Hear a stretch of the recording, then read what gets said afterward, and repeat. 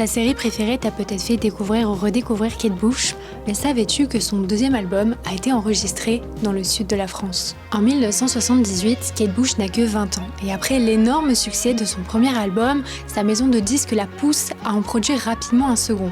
Lionheart, son titre, qui vient du titre Oh England, My Lionheart. Contrairement à ses autres albums qui vont être composés sur plusieurs années, celui-ci est créé en l'espace de quelques mois dans l'urgence, elle-même le reconnaîtra plus tard, parlant d'un album moins abouti mais nécessaire dans sa carrière. On retrouve pourtant ce qui fait la singularité de Kate Bush, sa fascination pour le fantastique, le cinéma ou encore la littérature. Parmi ses références, on retrouve Peter Pan dans le titre In Search of Peter Pan et à la fin de la chanson, une référence au titre When You Wish Upon a Star du dessin animé Pinocchio de Walt Disney. Ou encore le cinéma avec la chanson Amar Aurore qui s'inspire de l'histoire du bossu de Notre-Dame.